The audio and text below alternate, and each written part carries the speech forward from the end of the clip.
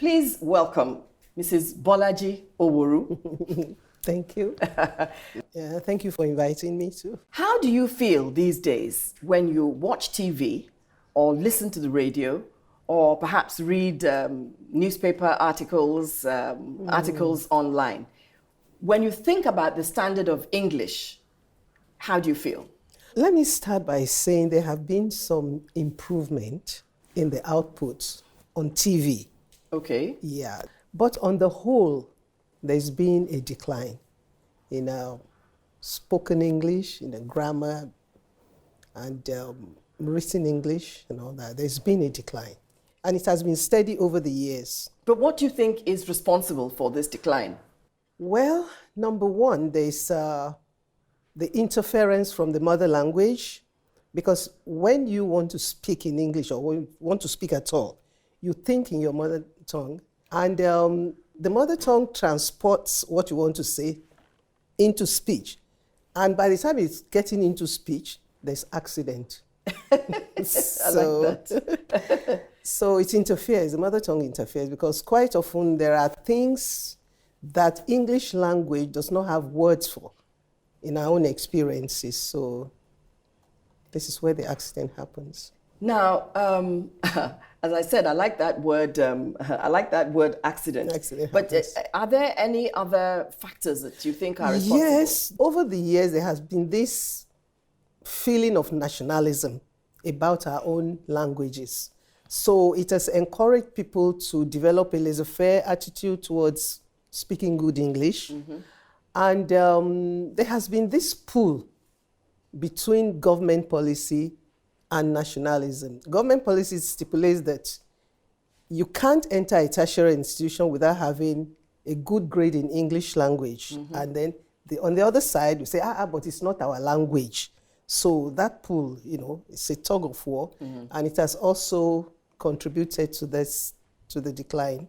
English was your major, yeah. And I know that for many years you taught the use of English and English literature. When did you actually recognize that there was a problem? Well, I used to set questions for my students to be of WAEC standard. And we noticed that there were different problems for students from different regions of the country. Well, talking about WAEC, you were also an examiner. Yeah. Now, can you give us an idea of what some of the most common mistakes were? Written English. You had problems of misuse of words. Mm-hmm. You had problems of breaking the rules of proximity. You also had the problems of speech. Mm-hmm. You have, for the Yoruba people, ch. So instead of saying ch, we say sh. And for the Hausa people, instead of P, they say F. They interchange P and F. Okay. Like FIFO. All right. And the Igbo will say get for gate. Okay. Mm-hmm. And get for get. But that is just a small part of the English exam. I mean, talking about oral English. But when people sit down and write their English examinations, essays, their essays and things, is the problem, is it comprehension? Is it spelling? Is it that they don't know how to use grammar correctly? What is the problem? Everything. Not using, choosing the right word to use. And also grammar and then the meaning of words, it poses problems for them. I know that you're no longer an examiner, but I'm sure you must keep in touch with people who are. So I am curious, the kinds of mistakes that were made 10, 15, 20 years ago, do they persist or has it changed? Mistakes that are made in society came to us in school in those days, and we tried to do some corrections. And I see that the problems still persist, and there are even new ones. Like, for instance, we take words into our own language here, and then sometimes we change the meanings altogether. Like the word fatal.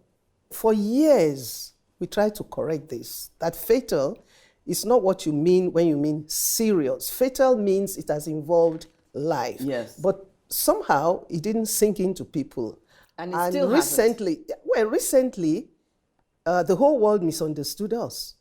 When I think it was the chief of army staff who said the Boko Haram leader was fatally wounded, and the whole world took it, oh, he's dead, thank God they've solved their problem. And the next day, the guy came, I said, look, we made a video and said, I'm not dead, So if we are to have a way in which we want to use the English language, it has to be internationally intelligible, It has to be understood internationally. Yes, it is. And when it is not understood internationally, and then it's no, Then we really haven't made it. No, we haven't. I don't think that this challenge that we have about the English language, I don't think that it is peculiar to Nigerians alone. There was a time, I understand, when you actually made a move to Canada, and you were involved with some examinations there. What kind of observations did you make whilst you were there? Yeah. Now, language is dynamic. Language changes. Language grows, right? And their words change meanings. Over there, people tend to write the way they speak. There was this exam question that they set for us. I took part in that exam, and it was an OBJ. And the sentence was, I would rather go to the mall sit in the park. Okay. So the two options were THAN and THEN. And they said the THEN was the correct thing.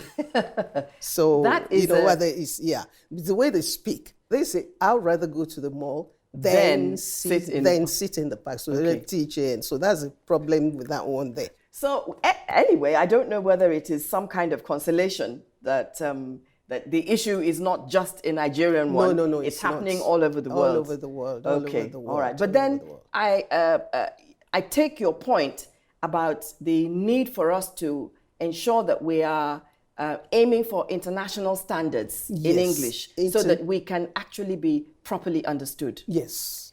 Right. Thank you very much. I'm really happy that you were able to make it. Thank you. It's so nice to see you after all this time.